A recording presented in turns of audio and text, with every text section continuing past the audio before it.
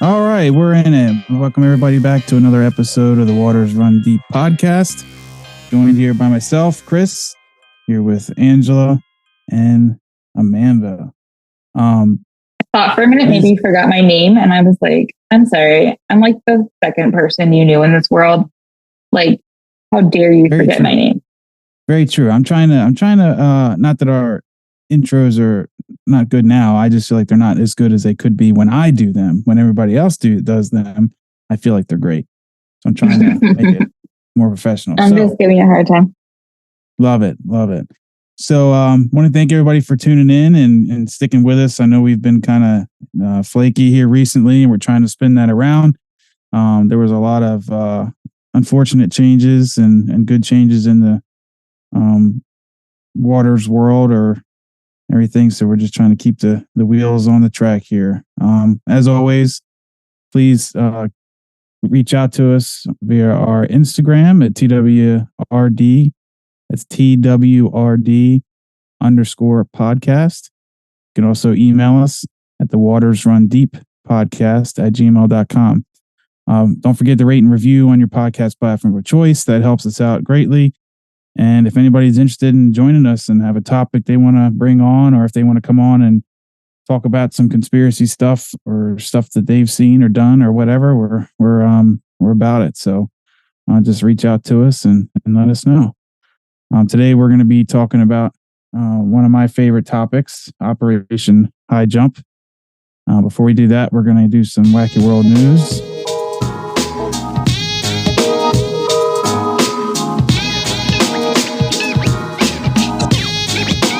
All right. So I'm going to do one story, and then Andrew's going to do another.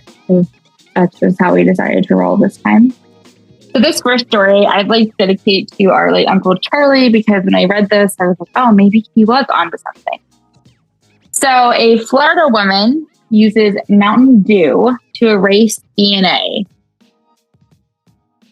And say what? Yeah, so this lovely Florida lady doused herself in Mountain Dew after allegedly killing her roommate to hide the evidence, because she believed that the Mountain Dew would hide the DNA evidence. She reportedly asked for a drink after police told her they wanted to test her DNA, and that's when she poured Diet Mountain Dew all over herself in the attempt to get rid of evidence that she allegedly stabbed her roommate to death. So was she trying to get rid of the evidence, like blood splatter and stuff from her roommate off of herself? Yeah, that's what it sounds like. So according to the affidavit, after she asked for the drink, she poured the soda onto herself and what police alleged was an attempt to wash the blood from her legs before being tested. So it sounds like when they found her, she had the DNA all over her. Oh, according to various reports, authorities eventually tested the DNA on the bloody knife discovered and found that the blood was allegedly the same blood, like it was the blood. Yeah. So, well, hold on. Hey, Amanda left out some key details to this story. What did I leave out? Well, the woman in question who doused herself in the Diet Mountain Dew, she was 35, and her roommate was a 79-year-old. Okay, I did leave that out. Wow. He was stabbed in his torso, and inside the room with his body were 2 cell phones and a bloody knife. Sounds like there might have been a sugar daddy situation going on here. Yeah, but I guess she was sick of it. He wouldn't die soon enough. She also has tattoos all over her neck, and I'll post a picture of this on our Instagram. And one of them says 21 times 2 times 12. Wait, no, it's a 3. It's not a 2. That's a 2. Look at the other 2s, and then look at the middle one. A 3 has, that's not a 3. Well, if it's 21 times 2 times 12, then it's 504. So 21 times 3 times 12 is 756. Well, that 2 looks different. I don't know either of those. I just shared her picture in our chat, so Chris can decide. But it might be 2. The 21 looks awesome. The rest of it looks like a child did it. I mean, looks like a girl I used to date. So what's her name? Nicole? Did she have the same tattoo? What do you think her neck says? Something about Dale's life? Yeah. Well, it looks like she likes anarchy. I don't. There's a lot going on here. I'd say it's 504. So that looks like an 8 that she ran out of money and they couldn't finish. Yeah. Oh, that might be it. Bad at home tattoos. Or it's a 3 that it got jacked up, but it's still a different font. I feel like. Mm-hmm. Yeah, it's definitely different, but it looks like a 2 or an S. This also could be backwards. Because even the other 21 looks weird. Yeah. Yeah, but the 12. No, it's not backwards because the top one is normal. Yeah, but the A, like Angela said, the A in the Dale's, it's got the anarchy symbol, so she's into that. It also looks like I think that's like a bomb too. So there's a lot to unpack there. Yeah, I need to see a full picture of this lady, right? Nicole Mass. The shoulders tattoos look pretty interesting. Yeah, that's what I was just thinking. Okay, but here's my thought. I always thought Mountain Dew was kind of poisonous. Like in my mind, I'm like, oh, Mountain Dew is definitely not good for you. But do we think that it's able enough to destroy evidence? Well, see, Coke is able to like take rust off. And I feel like Mountain Dew is more acidic. That I feel like that shit would take paint off. Like it's on the level of like mineral spirits almost. You think Mountain Dew would be better than Coke with that? Turpentine. Oh my God, Mountain Dew. It's some strong stuff. Yeah, Mountain Dew is like turpentine. Yeah. I don't know. I feel like it's so bad to drink. I guess you're in panic mode at that point and you're just like, I don't have enough spit and I got this Mountain Dew here and I got to get this stuff off. Yeah, but she got the Mountain Dew from the police. Yeah. See, she probably would have been better off with just like doing her own spit because it just would have been her DNA and it really would have messed things up. If she had enough saliva. Oh, here's another picture of her. But I mean, she's not a bad lady. I mean, she's an attractive lady. She's not ugly. She doesn't look hideous, you know. Some of the tattoos I could do without. They're just, I don't know. I don't get them, so I guess. So I found another picture of herself where she's blonde. Maybe you can actually see the tattoos better. Oh, great. Oh, she's blonde.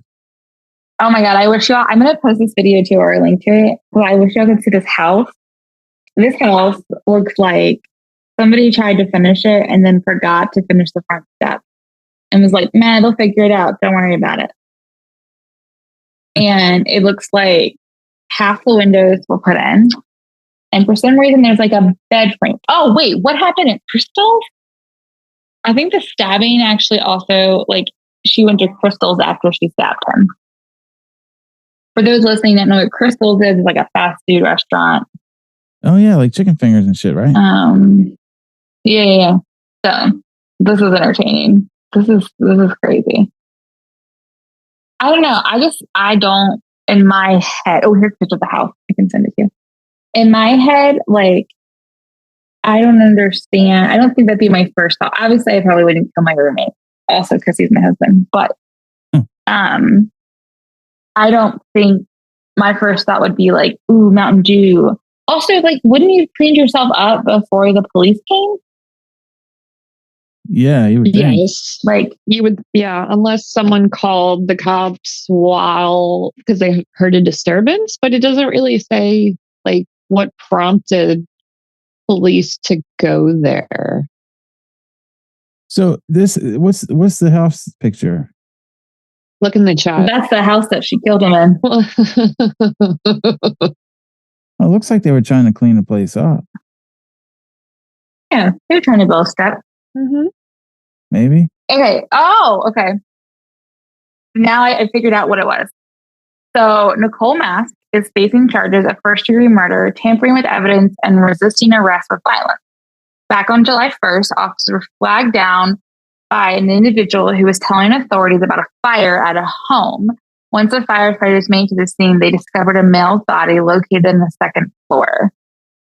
The male was the roommate. He had injuries in the back of his head, stab wounds in his chest, and obviously was pronounced dead at the scene where the bloody knife was found. Investigators noted that there were 2 cell phones. I don't know why that matters, but whatever. They lived at the home together. Max was not at home when those responders replied. They found her. When she was found, she reportedly had a knife and a hammer on her and wasn't wearing any shoes. Police spotted blood on her leg and saw she was bleeding from her toe. A portion of her shirt also appeared to be cut or torn. Police documented the portion of the blood. She changed her stories multiple times when questioned where she lived and said that she had been homeless for 4 years. This also had improper grammar. She reportedly told detectives she was hospitalized earlier in the day after she had a panic attack at a gym where she was running on a treadmill. How do you go from being homeless to how can you afford a gym membership if you're homeless? Right. He's all over the place. I mean, I don't know if you saw it on the other article, Amanda, but they're definitely examining her to determine her mental competence. So I bet. Thanks. So then they told her they were going to collect DNA off her, and she asked if she could have a soda, and they handed her the Mountain Dew, and that's when she was like, "Ante up, baby." Yeah, I think that's definitely a last resort, but it wouldn't have been my first pick. I mean, even if there was nothing else in the room. What about what if she would have chose like a Monster Energy drink? That would have been, I feel like, a lot better because of all the vitamins. Yeah, I mean, I guess the goal is but it's still you can. Sorry, what were you gonna say? Get the DNA. Like, is that you want to confuse the DNA that's on there? So if you use more DNA, I feel like that would be more efficient than using like Mountain Dew or another substance besides like soap and water. DNA is so specific. Like, it's really hard to confuse people because you can. I was been listening to the podcast about this women's serial killer, and like they found all this DNA in their house, and like some of it, and it would be like tiny bits. Some of it could like put to this person or that person. Like even the tiniest amount, they can like it's like your fingerprint. Like you only have one, and they can be able to like match it. So I think that even if you did douse yourself in like whatever, like they could still probably find it. The other thing is, what does that just screams guilty? If you're like, can I have a sip of your Mountain Dew and throw it on yourself? Right. So what are you listening to the podcast about Eileen Wuornos, Amanda? What's going on with that? Women serial killers? No, it's called The Pack, and it's about what is her name? Shameless plug for a podcast. About this guy. Yeah, right. It's interesting. It's about this woman and this man. This guy named Chris Reagan is killed, and they like try to figure out like who did it. It takes place in like the Upper Peninsula. And Kelly Cochran is the woman that they are pretty sure killed this guy. And when they're trying to like get her and her husband to like admit to it, then she ends up killing her husband. And then she ends up telling the like court that she probably killed like 20 or 30 people. Right. But they can't figure it out because she's such a good liar that she'll like tell you one thing and then tell you something else. Oh. But it's really interesting. I don't mind it. You said it's called The Pack? The Pact, PACT. Yeah. So yeah, it came up. I was listening to this other one called The Queen of Scams, and this was like suggested. So it's not bad. I mean, she sounds crazy. But you don't really ever hear a lot about like female serial killers. So there's not too many. I really was excited about kind of finding that, not excited, but it's like, oh, that's interesting. So for sure. Yeah. So who had another story?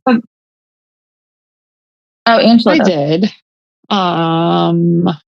But this one's kind of outdated. At least Amanda's was more current, but it randomly came up on an Insta feed, and I sent it to Amanda.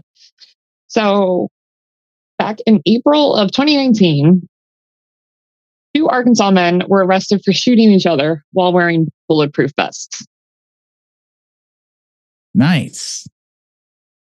Yep. So they were charged with allegedly shooting each other during a night of drinking while each man tried on a bulletproof vest, according to the Benton County Sheriff's Office.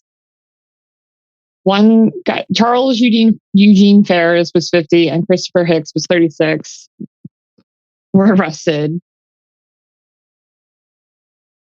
So those were the 2 individuals for felony aggravated assault.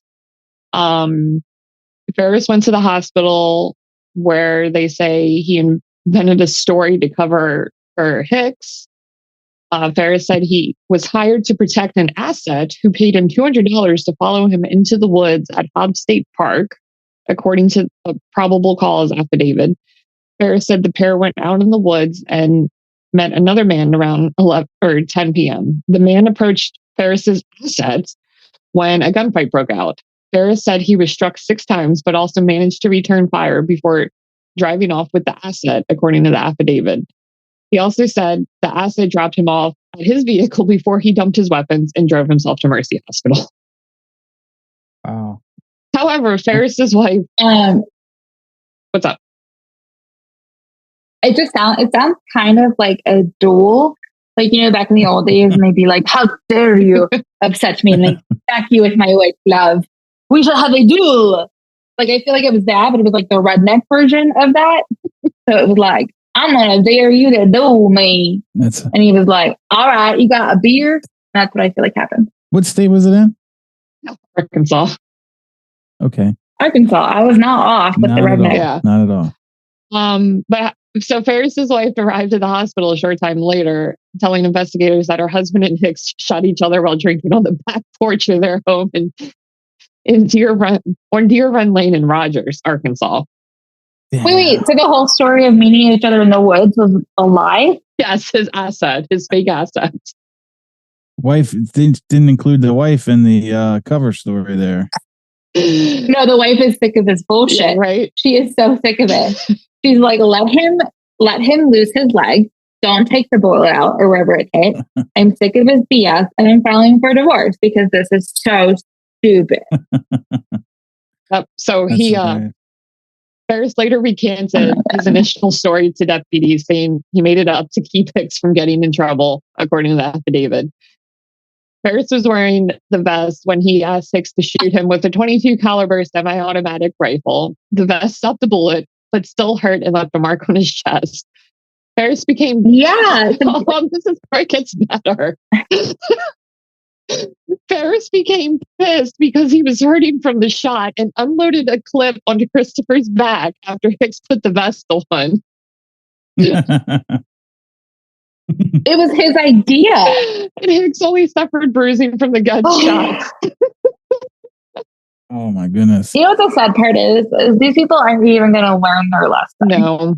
They're going to be like, I didn't die. I was fine. Let's do that again. That was fun. Randall, let's drink some more. Yeah. Ferris said he initially told his wife he was fine after the shooting, but complained about the pain. So she told him to go to the hospital. They're both... She didn't even go with them. No, she was just like... She showed up a short time after. So she made him drive to the hospital by himself. Yes. That's great. That's my kind of wife. What's even better is that they were free on $5,000 bonds. And a judge issued a no contest order between them.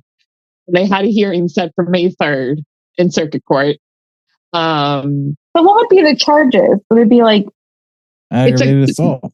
Yeah, it said aggravated assault, and it says in Arkansas, Class D felonies are punishable up to 6 years in prison with a maximum fine of $10,000. From the story, I'll have to find a follow-up later, see what actually occurred. I was gonna say, because from the story, It's that to me. It sounds like only one should be charged with aggravated assault. The one that shot the one in the back. Right. The other one, Yeah, that's what I was just he thinking. just did what he was requested. Holy Yeah, cow. like that's what I was like. Can they just say like? Can they both just call it done and like move on, or is it now too big? Like I the think police it's are now too involved. big because with the story, I think that's what took it to aggravated assault. Mm. But I don't know, crazy stuff. That's the kind of shit that happens in Arkansas, and like no offense to our Arkansasian listeners, but like truly that explains when I think of Arkansas, that is what I think of. Like I think of people sitting on their porch, drinking a beer, saying, you know what I think would be a really good idea right now? We should insert whatever you want to insert there. Go shoot ourselves or yeah. So I found a follow-up article from August of 2020. Oh, good. Where the charges were dropped. Oh, okay. So Christopher Hicks, the 36-year-old, was apparently wrongfully arrested for shooting Ferris because he repeatedly told the deputies he never pulled the trigger. What? Wait, what? Yes. Yeah. Say that again. I need you to say that again for me, please. Hicks said he was wrongfully arrested for shooting a friend wearing a bullet-resistant vest, even though he repeatedly told deputies he never pulled the trigger. Oh, got it. So he was charged with aggravated assault, and then earlier the previous week, the prosecutors dismissed the felony charge. They said Charles Eugene Ferris, the 51-year-old of Rogers, and Hicks were arrested in March of 2019 after deputies believed they both shot each other while wearing bullet-resistant vests, according to the court docs. Obviously, it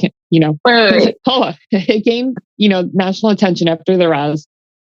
Hicks said, "My name was dragged in the mud, and I'm considered King Redneck." I mean, rightfully so, yeah.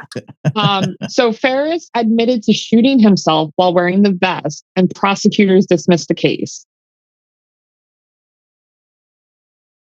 What I don't understand, well, it's a lot of things, but one of the things I'd like to point out, why Christopher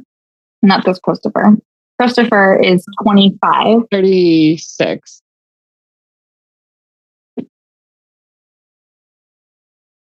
What? I thought you said he was 25. Did I hear that wrong? 36. Oh, he's the same age as my Christopher. Okay. Or are you 30? Yeah. And the other guy, Charlie, was 56? 50. Okay. Good 14 years. Man, the things that happen in Arkansas. I know. Right? Remind me never to go there. Wow. Oh, I don't. Yeah. Well, I'm glad they're both okay. Yeah. So apparently, Ferris's wife apparently told deputies that he shot himself as well later. In the back?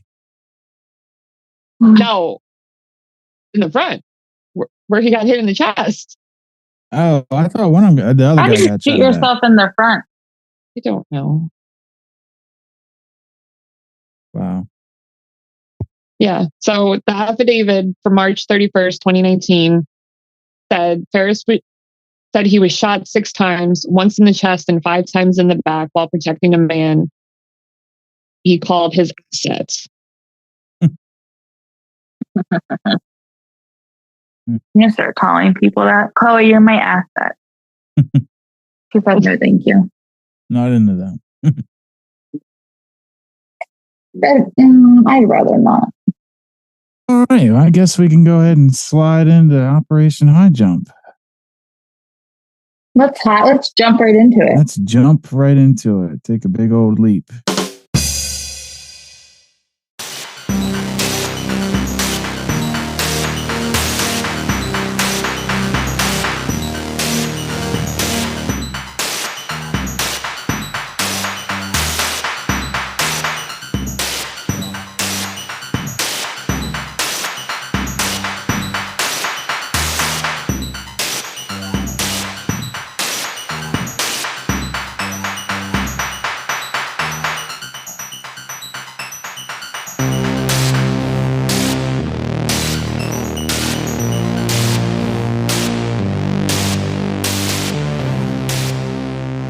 So, Operation HighJump occurred from August 1946 to late February 1947.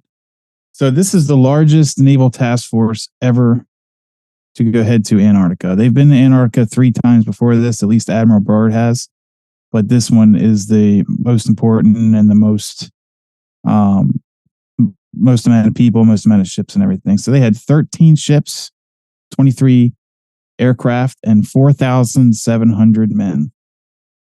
So keep in mind, Antarctica is larger than both the continental U.S. and Europe combined. So this is a huge continent. It's a pretty neat continent. It's mostly ice, of course, as we all know, but there actually is landmass underneath of it, and they believe that most of it's turned to like rock. So it's like solid rock from the pressure from the miles of ice that's on top of it. So I thought that was pretty interesting when I was doing the research that I discovered.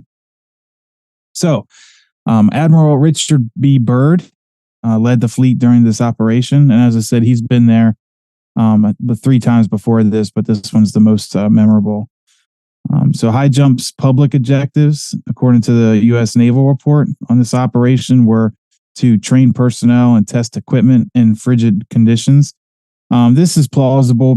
All these are plausible, but I definitely think there was a hidden mission as well. But this is plausible because it was, the things with the Soviet Union were heating up as this is at the conclusion of World War II. So I think, this makes sense that they're prepping to fight in Siberia and things like that. They want to test some equipment. Their next objective is to consolidate and extend the United States sovereignty over the largest parcitable area of the Antarctic continent. But it was publicly denied as a goal before, back in 1947, because this was extremely publicized that this event was taking place.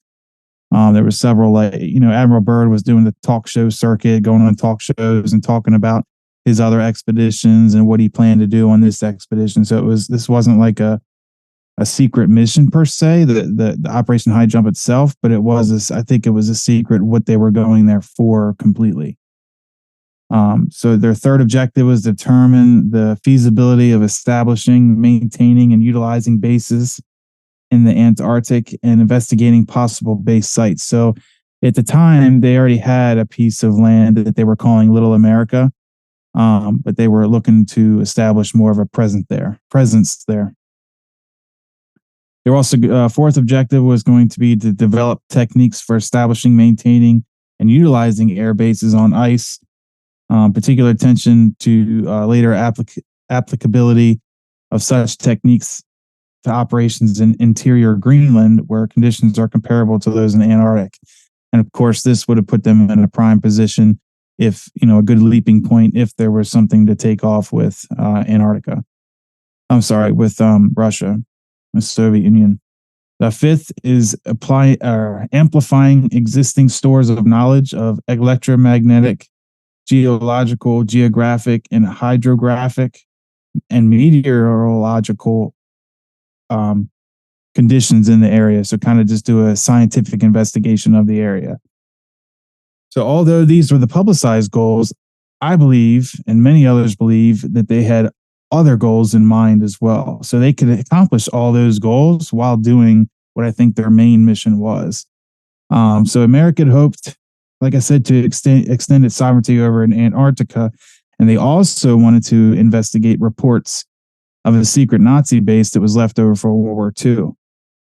So that apparently after World War II, there was reports of submarines going into, the U-boats going into Antarctica during the war.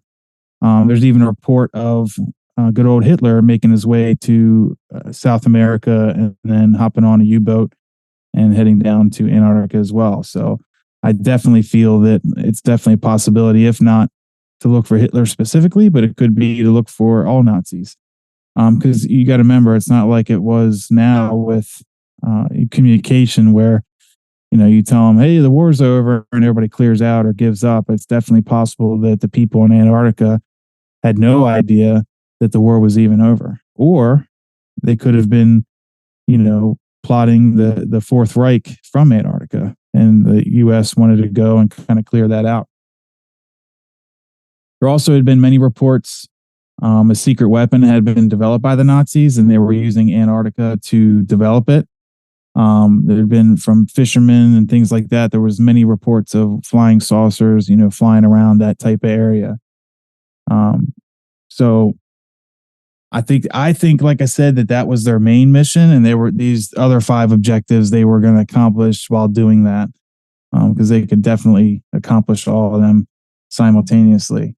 So I did find, which I didn't know this. I was surprised I didn't know this to this extent, but apparently there is a strange ritual that ships do, like naval ships, fishing ships, and pretty much all ships. It's just a naval thing that people do when you cross over the prime meridian or the equator. Are you guys familiar with this? Nope. So there's a video, and it's an old video, but it goes through of what they did as like this ritual when Admiral Byrd's fleet crossed over the prime meridian. Let me go ahead and share this. I've heard of it, so I don't want to say that I've never heard of it, but I didn't know that it like went to this level. Basically, like I didn't realize that they did all this stuff. All right, so hopefully you guys hear it too. Here we go.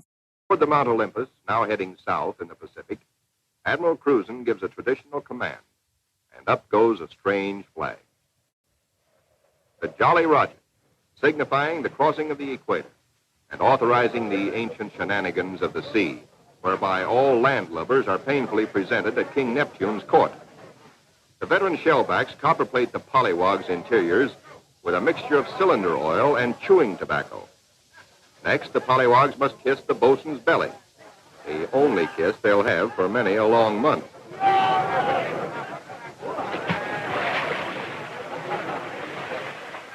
They wind up with a dunking and the final whacking to warm them up, officers and men alike. Wearing the whiskers of Neptunus caninus, Ricky, the veteran husky, presides as the pups become doggy shellbacks. So apparently they do this and they become shellbacks. So basically it's signifying them crossing into the lower half of the world. But they were, why are there dogs on the ship? Oh, there was a lot of dogs on the ship because they used dog sleds to get around once they were on the interior. Right, because they're going to Antarctica. Yeah, because but those weren't those weren't huskies, and they and earlier in that video, because there's like a whole old video. It's called The Secret Land. It's a YouTube video, but it's from like something they showed the public after the expedition, and it kind of goes through the whole like mission basically. But the public side of the mission. So they there's a lot of weird stuff going on there. They were smacking each other on the ass in their underwear. They were going up to the boatswain and kissing his belly, and that dude's belly looked filthy. And it wasn't just like hairy or anything else. There was some kind of like weird sheen on that dude's belly that is gross. Like it was gross. Like kissing like a dirty Buddha. Yeah, it was pretty bad. The boatswain, the boatswain is, a supervisor of the deck people on the ship. So for those that don't know that. And then the dunking in the waters, I get that. The flying the Jolly Roger flag, the pirate flag, I get that. Just the smacking each other in the ass. And then they were using, what did they say? Cylinder oil and tobacco. some kind of liquid. Yeah, I was confused. Like, did they make people lay down and then like put that in their mouth? Yeah, and I don't know if they swallowed it or if they spit it out. Like, I don't know what cylinder oil is. Do you know what cylinder oil is? No, it looked like they were just like cadavers, though, because they weren't moving when it was happening. Yeah, no, it was real people. Oh my God. So cylinder oil. Oh, it's just oil, like car oil. That's what cylinder oil is like car oil. I just Googled it and it's basically like car. I realize I've been talking and y'all can't hear me. Okay. Yeah. So they were feeling good then. They basically drugged themselves with oil and tobacco. Yeah. What were you saying, Amanda? So it's called the Equatorial baptism. Yeah. And it's a ceremony explained to the initiation to the court of King Neptune. Right. It's like a line crossing ceremony. It's pretty cool. I mean, I get the ceremony side of it. I just, and of course there's going to be some weird stuff on it from people adding on to it and making it more like silly because of what it is, I mean, they put a wig on the husky, so that was a little silly. Yeah. Well, not all the time. It also looks like sometimes Neptune is like a person gets chosen as Neptune. Well, that's why I had to watch it twice to figure it out. But there is somebody that's the captain of the ship, or whoever's the lead of the ship.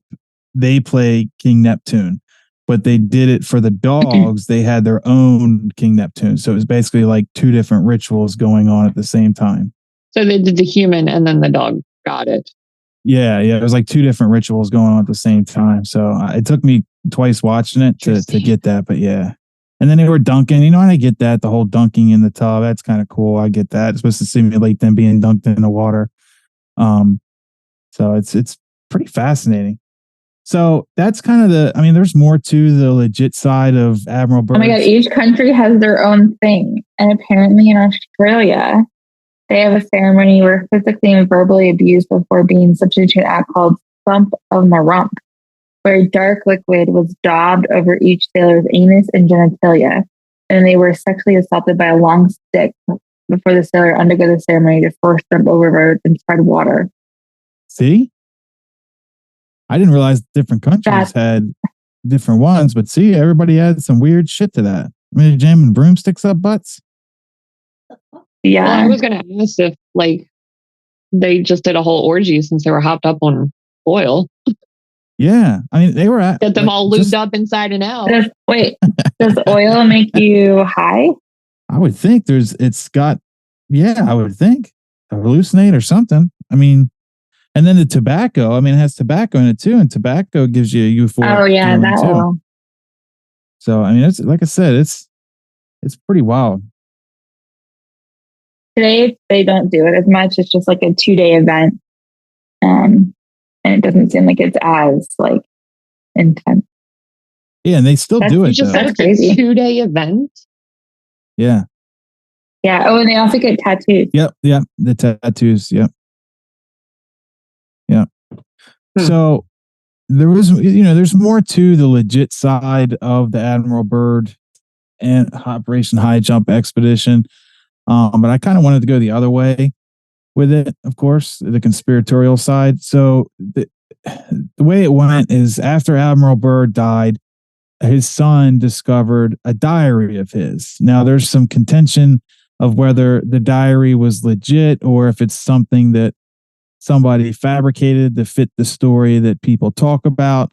It doesn't really talk about the Nazi side as much, a little bit, but it kind of goes through his day-to-day events that occurred during when he flew through the interior of Antarctica once he got there.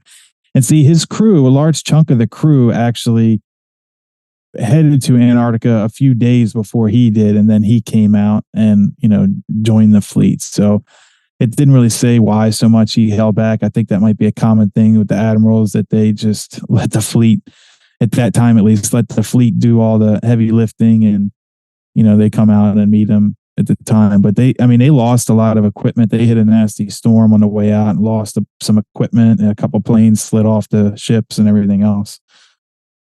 So the diary was found, and like I said, it's titled "The Inner Earth: My Secret Diary." So apparently they put it as that it was some secret diary that he had, and he was forced, not to release it and talk about it. And there is an interesting kind of tidbit, is that because they went to South America, and then from South America they went on the expedition to Antarctica, and when they came back they did the same thing. They went to Antarctica. I tried so hard. I've heard so many people talk about it, but there is some interview that Admiral Byrd gave when he got back to South America regarding what he saw in Antarctica. And it's pretty fascinating what I've heard about it, but I wasn't able really to find like a recording of it.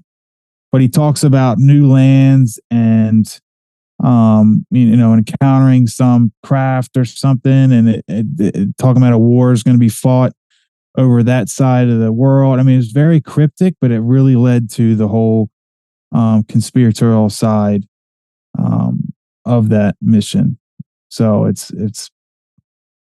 so anyway, I'm just going to go through and read some tidbits from the diary, and then we could talk about it as we go through. So it starts off: I must write this diary in secrecy and obscurity. It concerns my Antarctic flight of the 19th day of February in the year of 1947.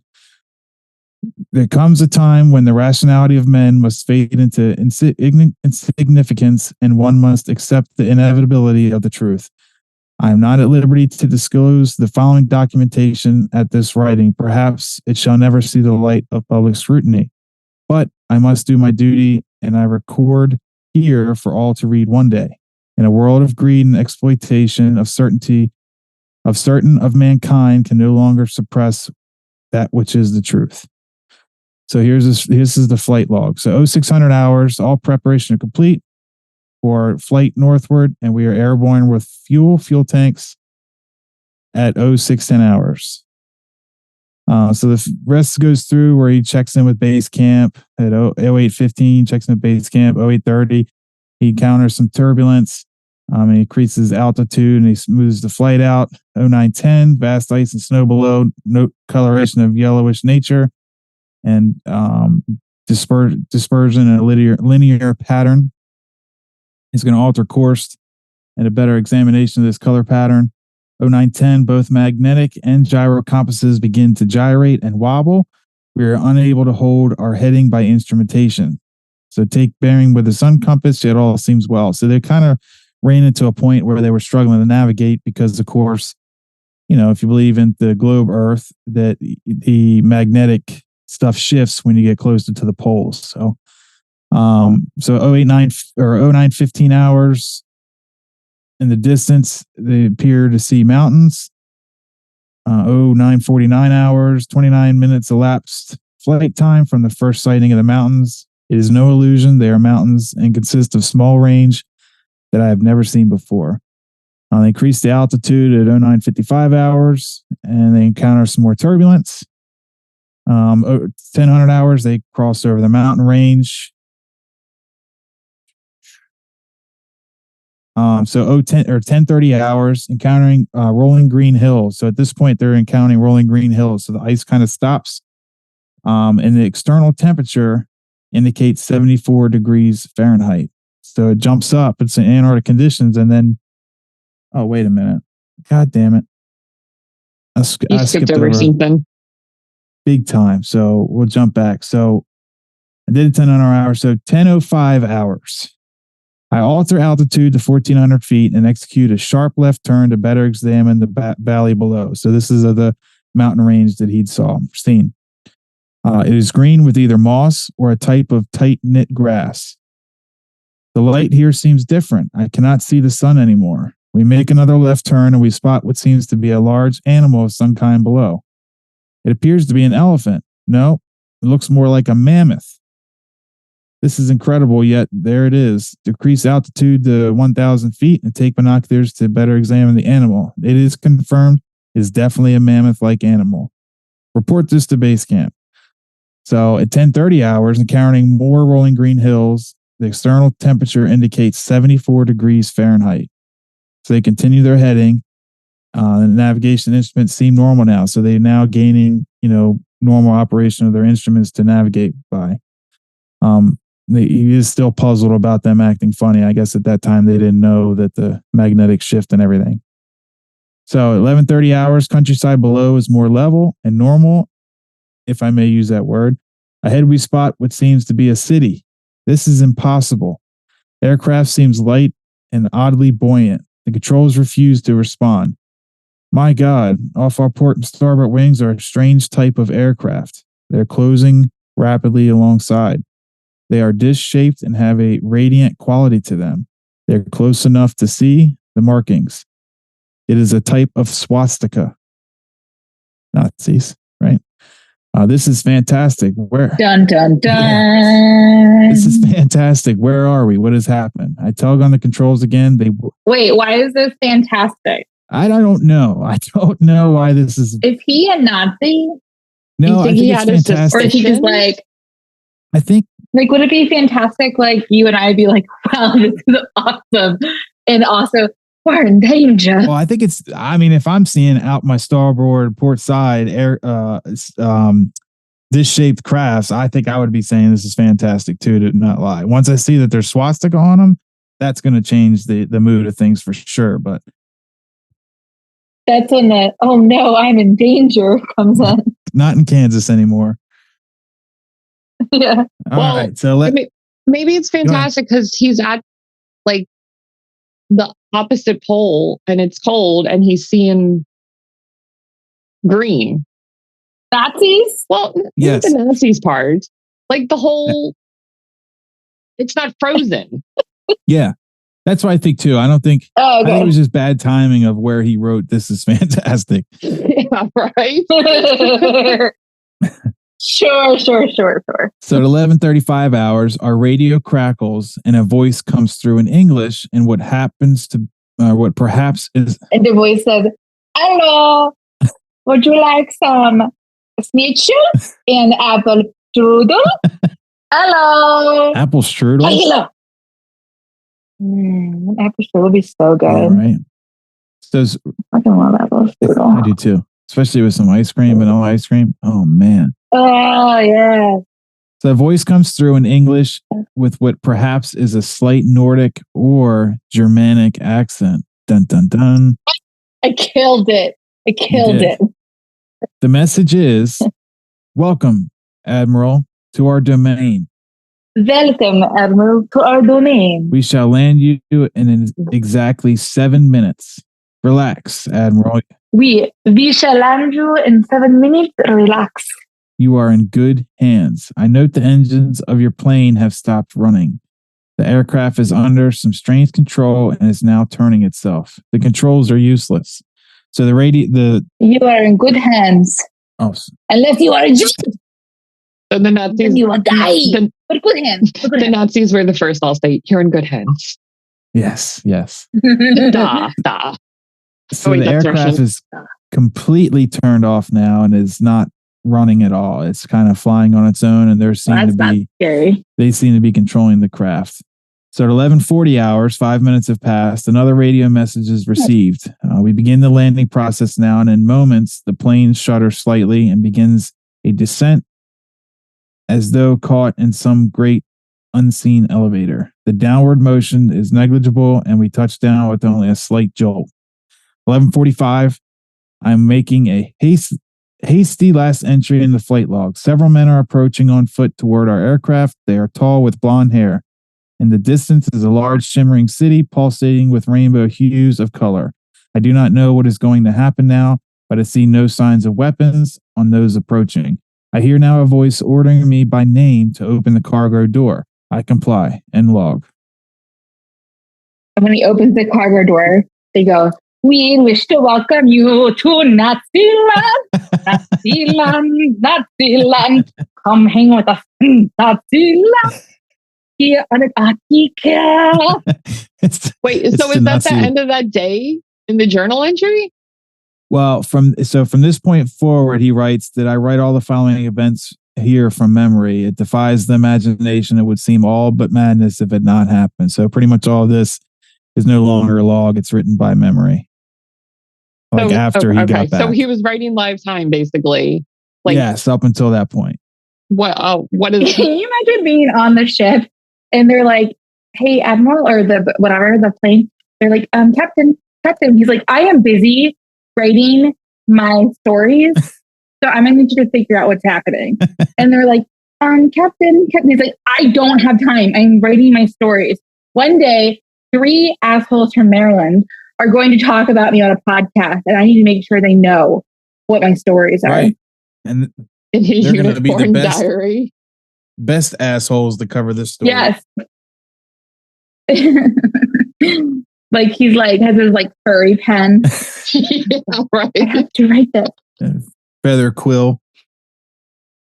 Yeah. So the radio man. And they're like, "I don't know why you're using a fellow quill because it's 1947 and we have pens." He's like, "It's authentic." Oh, fair enough.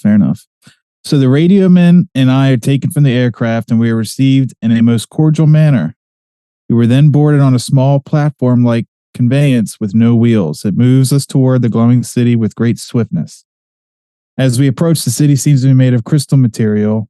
Soon we arrive at a large building that is a type I've never seen before. It appears to be right out of a design board of Frank Lloyd Wright, or perhaps more correctly, out of a Buck Rogers setting. So Buck Rogers, I do know, is more like a science Frank fiction. Lloyd Wright. Oh, you do? Oh, so that's good. So Buck Rogers is kind of the science fiction of that era. Who's Frank Lloyd Wright? He's a very well-known architecture that was huge during like mid-century. Well, it's now mid-century modern, but at the time it was like mid-century. Yeah, Amanda lived in the Frank Lloyd Wright building when she went to college at Southern Florida. So it's a lot of like. Well, that was when I was in grad school. Well, there you go. Yeah. Florida Southern is all Frank Lloyd Wright built, and it was very short, and so he was very.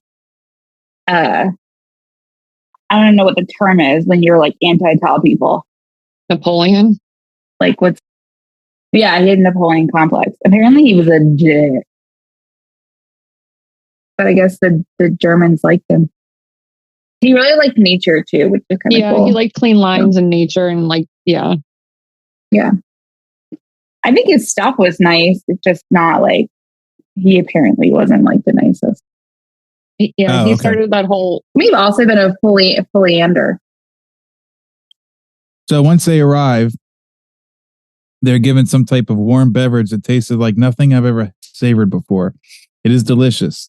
It was apple strudel mixed with some very warm cow milk. Schnapps. With a hint of ice cream. We like to call it the apple strudel shake. You can get the shake now. So after about 10 minutes, 2 of our wondrous appearing hosts come to our quarters and announce that I am to accompany them. Of course, he has no choice to comply. I leave my radio behind and we walk a short distance and enter into what seems to be an elevator. So they just descend downward for some moments. The machine stops and the door lifts slightly upward. We then proceed down a long hallway that is lit by a rose-colored light. It seems to be emanating from the very walls themselves. One of the beings motions for us to stop before a great door. Over the door is an inscription that I cannot read. The great door slides noiselessly open and I am beckoned to enter. One of my hosts speaks. Have no fear, Admiral. You are to have an audience with the master. Have no fear, Admiral. You are to go to audience with the master. Now, before you do that, there's a couple of things we have to do. It's very, very easy. First, I'm going to need you to raise right hand very high with fingers pointed to sky and repeat after me. Good job. Now we're going to bleach the hair blonde and we're going to put contacts in because Master doesn't like to look at people that look like him. I step inside, my eyes adjust to the beautiful coloration that seems to be filling the room completely. Then I begin to see my surroundings. What greeted my eyes is the most beautiful sight of my entire existence. It is, in fact, too beautiful and wondrous to describe. It is exquisite and delicate. I do not think there exists a human term that can describe it in any detail with justice. My thoughts are interrupted in a cordial manner by a warm, rich voice of melodious quality. I bid you welcome to our domain, Admiral. I see a man with delicate features and with etching of years upon his face. He is seated at a long table. He motions me to sit down in one of the chairs. After I'm seated, he places his fingertips together and smiles. He speaks softly again and conveys the following. We have let you enter here because you are a noble character and well known on the surface world, Admiral. Surface world, I gasp under my breath. Yes, the master replies with a smile. You are in the domain of the Ariani, the inner world of Earth. We shall no longer delay your mission, and you'll be safely escorted back to the surface and for a distance beyond. But now, Admiral, I should tell you why you've been summoned here. Our interest rightly begins just after your race exploded its first atomic bomb over Hiroshima and Nagasaki, Japan. It was at that alarming time we sent our flying machines, the Flugellrads, to your surface world to investigate what your race had done. That is, of course, past history now, my dear Admiral, but I must continue on.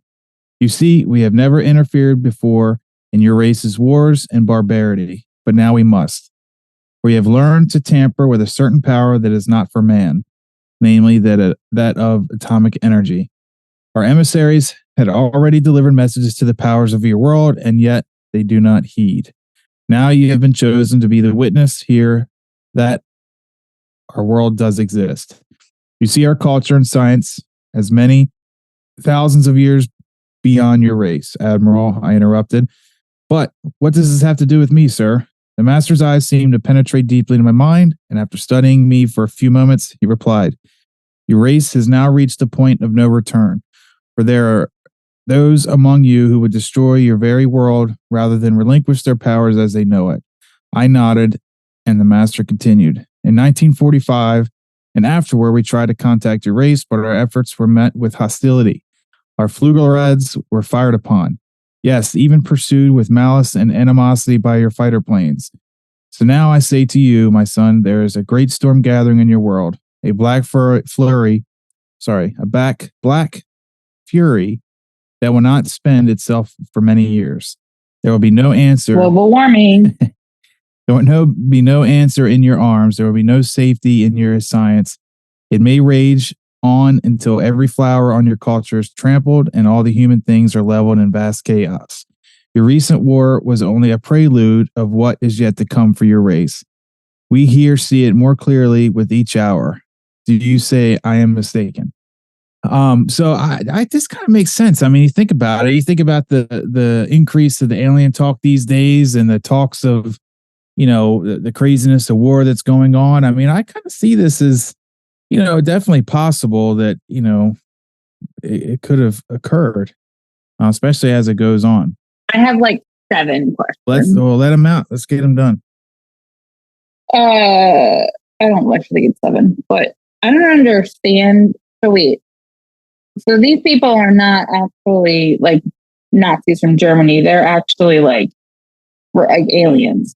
So they describe them as Nordic beings. Or a different race. Yes, they're Nordic beings. And let me see if I can give you a decent example of what the Nordic race.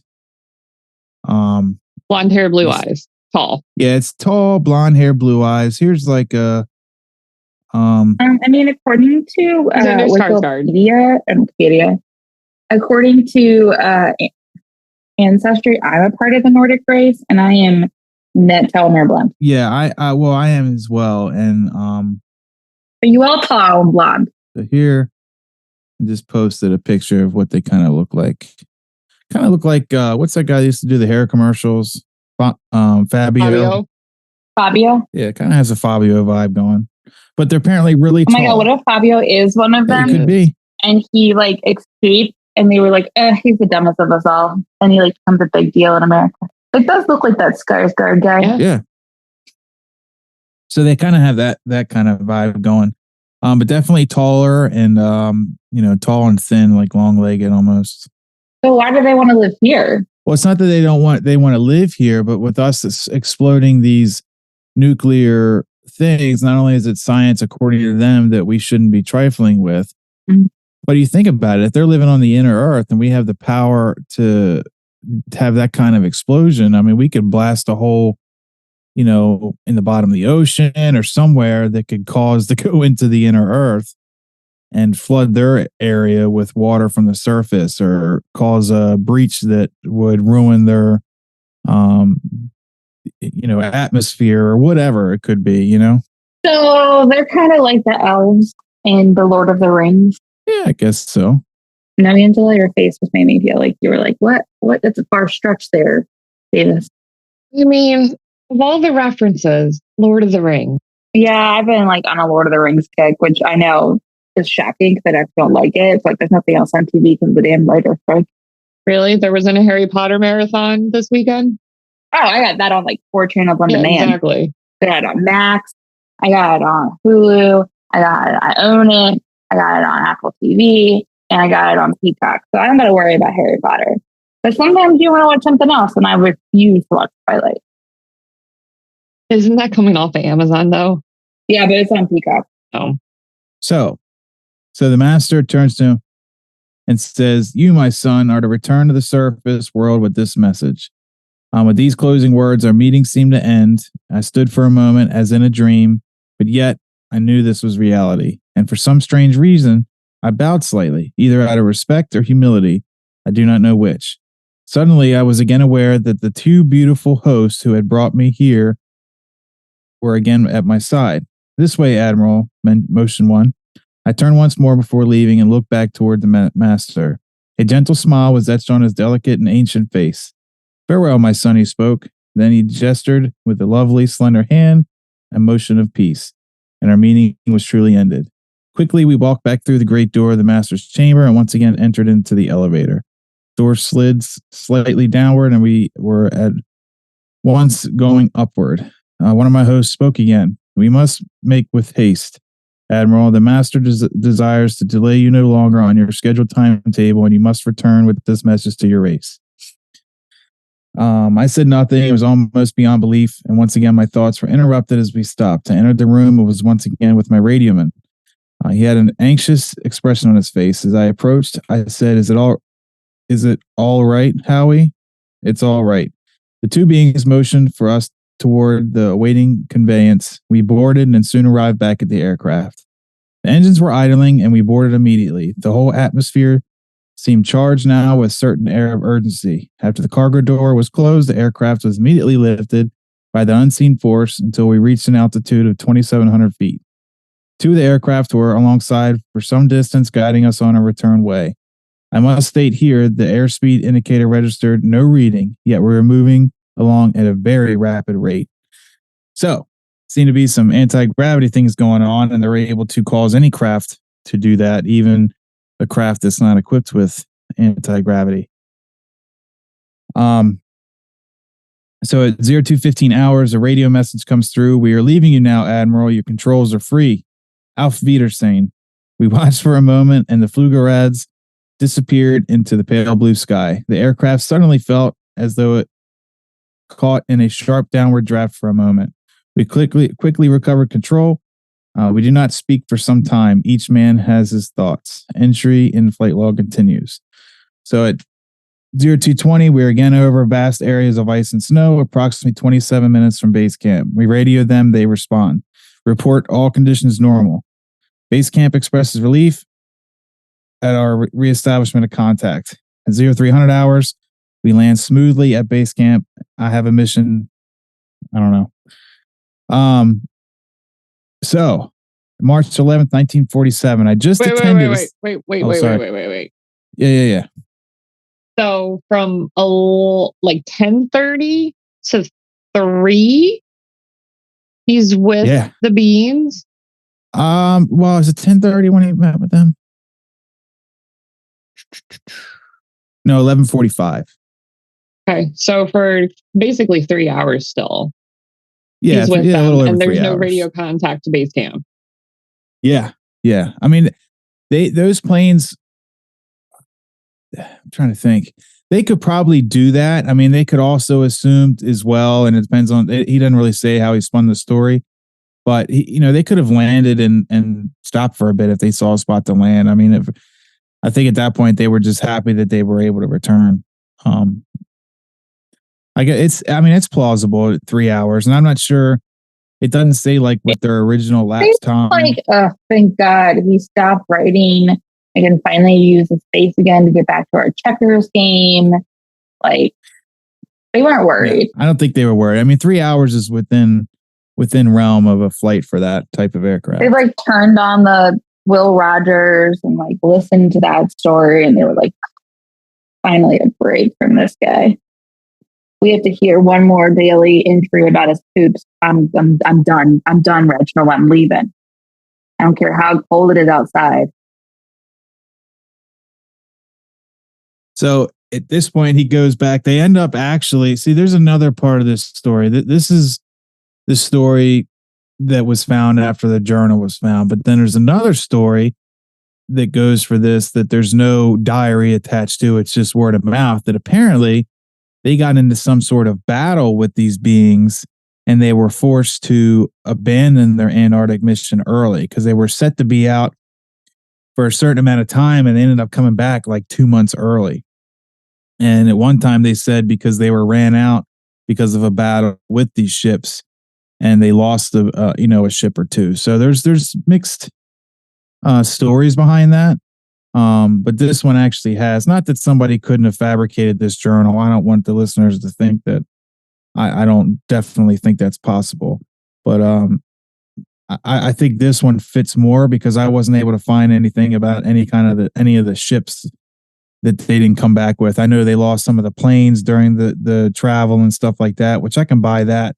But them actually losing ships, like with a battle with the Flugelrad, I don't think that happened. But apparently, one of the stories says that there was some kind of fight with beings, and I think it goes off that or that South American interview where he says he encountered some crafts and the fight's going to be over, Antarctica and things like that. So this entry is from March 11th, 1947, after they had returned from the Antarctic mission. So I've attended a staff meeting at the Pentagon. I stated fully my discovery and the message from the master. All is duly recorded.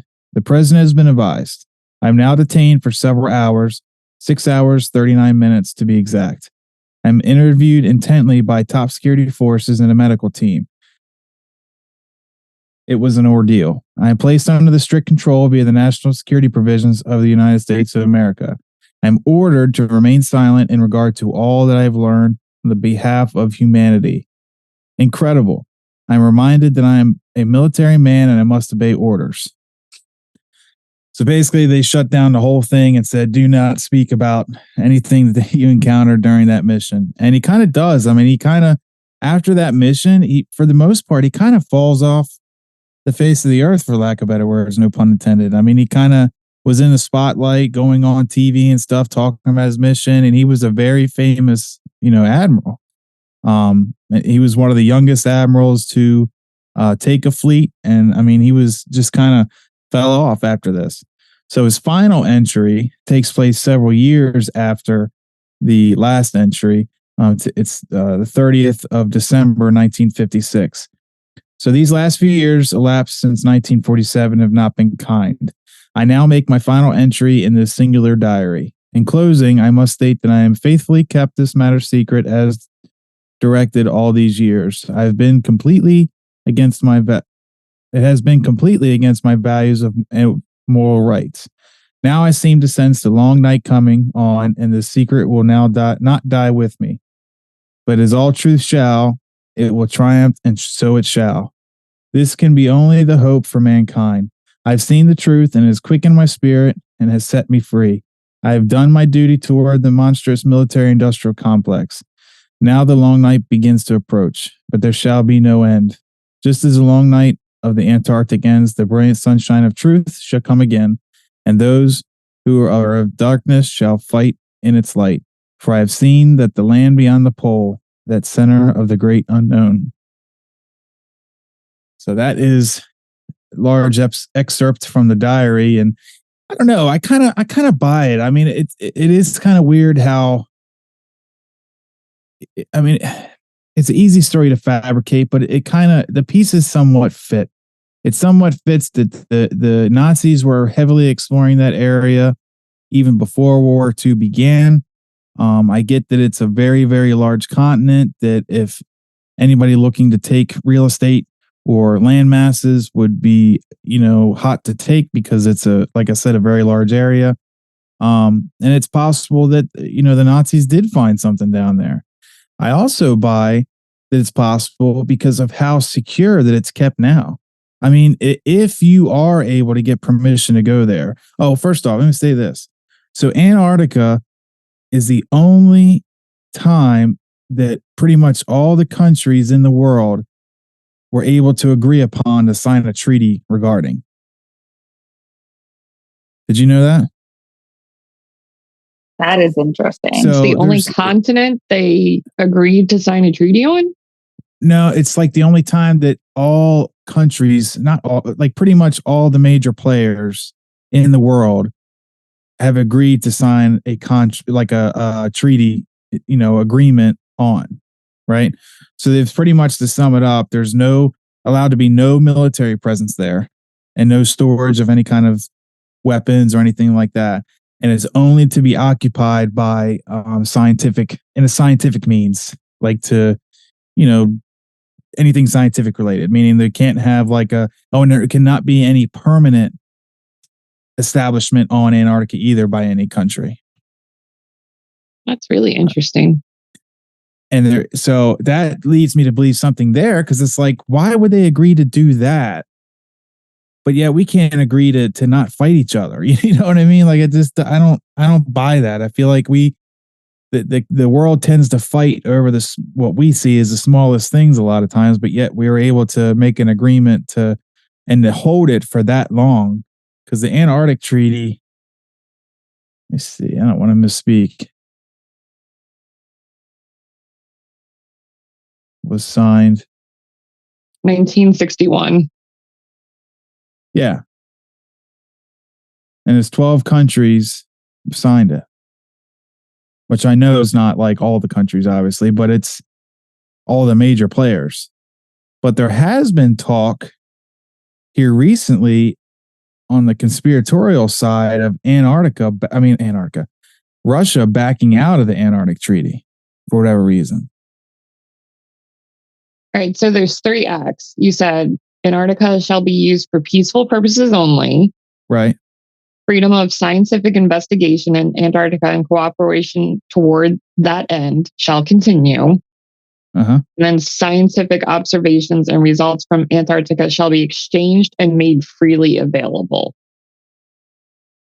Oh, so it doesn't mention anything about no military presence then? Just peaceful purpose, basically.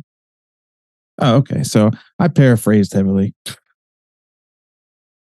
Well, since there's a lot of it's research heavy, yeah, right? Like people are down there doing research. Well, if they tell us, yeah. I mean, they could be down there making meth for all we know. You can go there. There's been people that have tried to go. Oh, I plan to. So I think it's like $10,000 or $20,000. Right? That's the first thing. And there's only certain times that you can travel down there because I guess of the way the seas. And on top of that, they will only take you to like a peninsula, and then they take you to like what they call the South Pole, but it's not even the South Pole. It's a symbolic South Pole.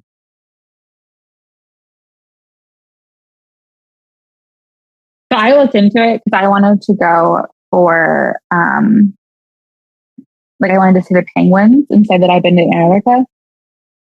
And you can go to Argentina and take a boat across, and then you basically just touch Antarctica, pay the penguin, and come back. Right. So you're right. So that's why I don't understand. You can't really do a ton. That's why I don't understand is that if it's, I just don't understand why they're so strict. Like, you can only go to certain spots. I mean, there's a ton of bases around there and everything else. on Antarctica. There's like, I don't know, 1, 2, 3, 4, 5, 6, 7, 8, 9, like 10 different regions of Antarctica.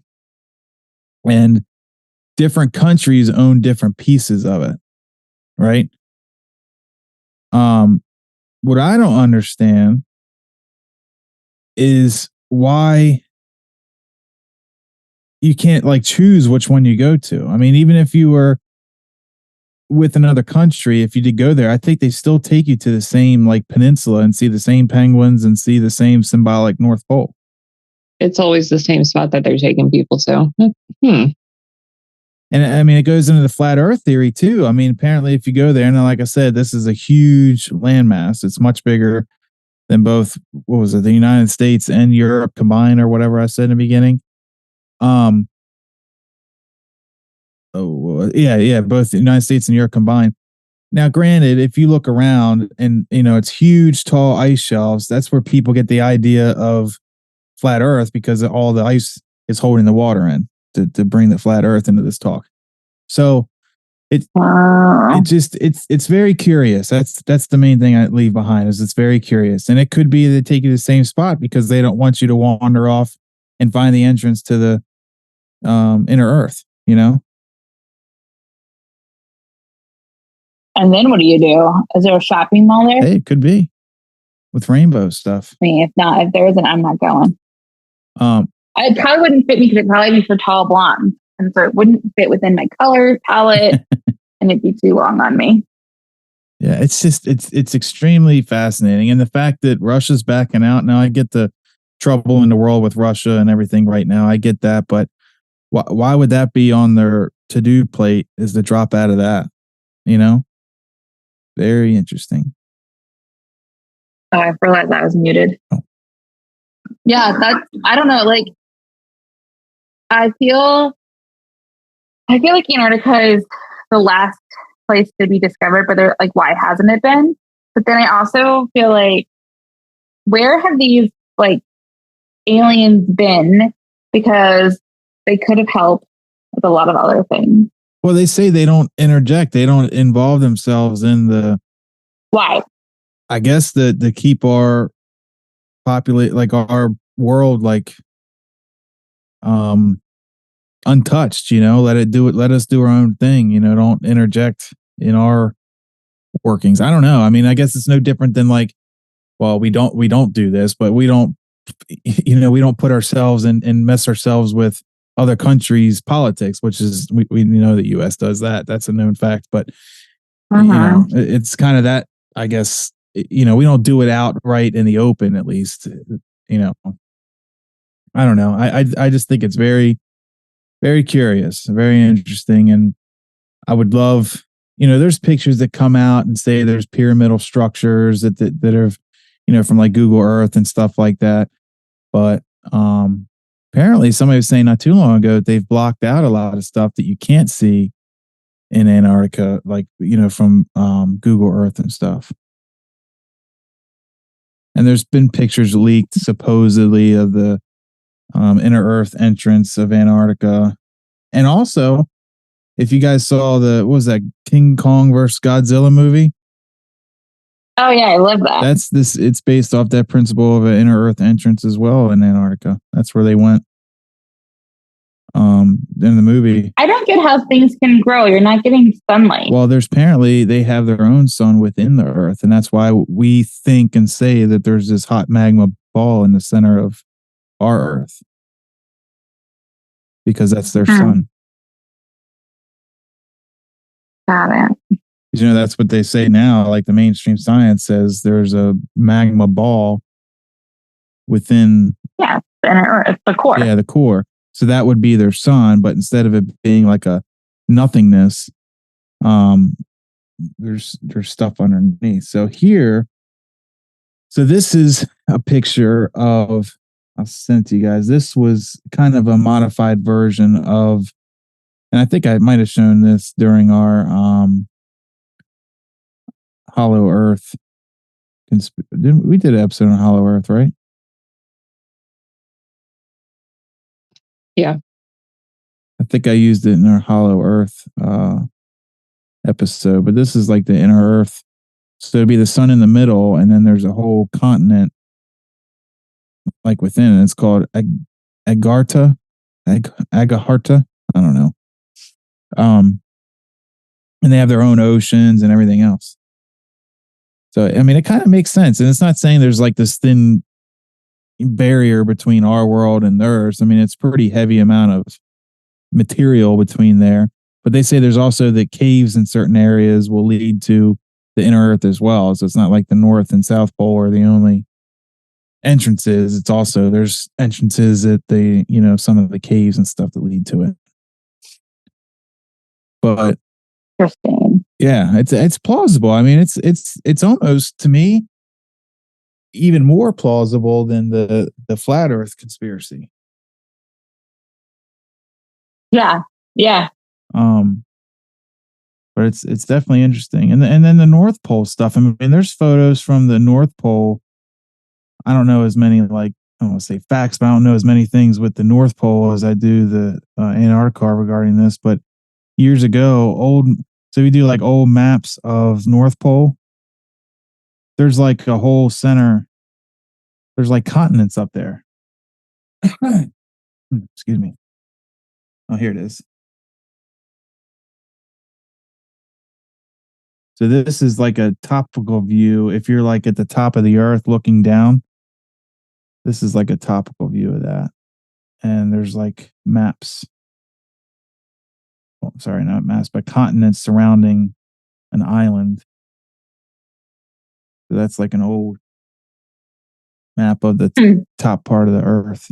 And that's where like the name Tartaria comes from, because I think a map like this, and it could be this map itself, lists like Tartaria, a country that was pretty fascinating. Pretty fascinating. But it is pretty fascinating. I hope one day I get to meet them.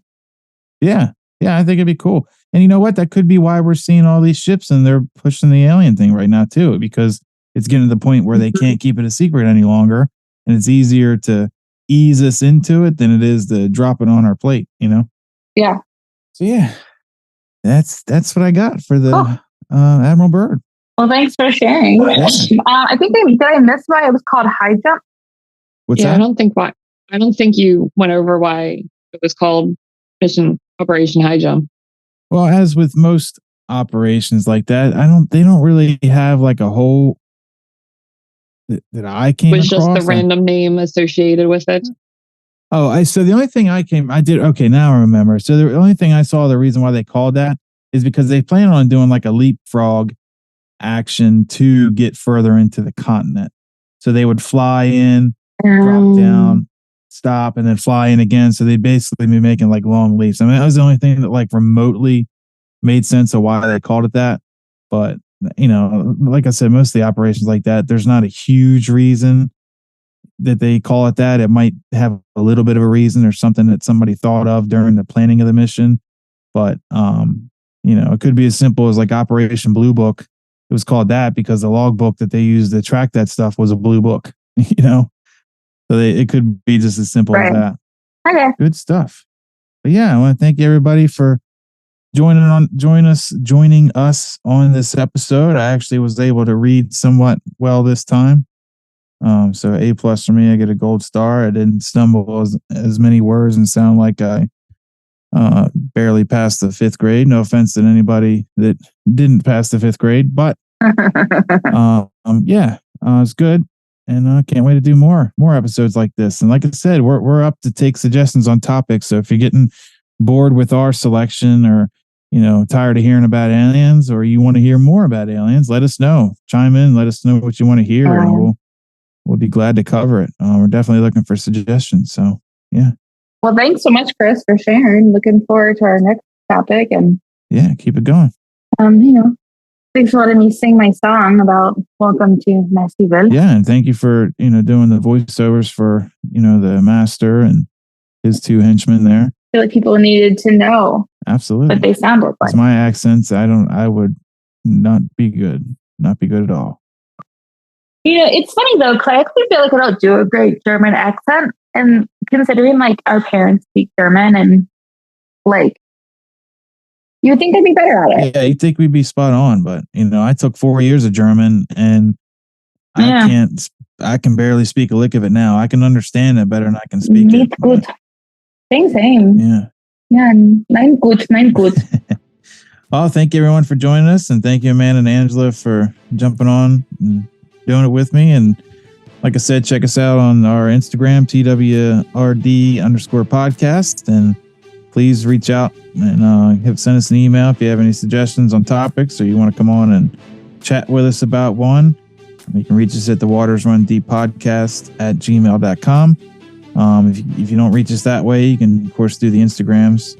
And also, don't forget to rate and review on your platform of choice. And please, please, please tell your friends and family, your mailman, everybody to take a listen. If you leave us a 5-star, the offer still stands. We'll send you some stickers. And just let us know. Till next time. Woohoo! All right. Bye, friends. Bye-bye.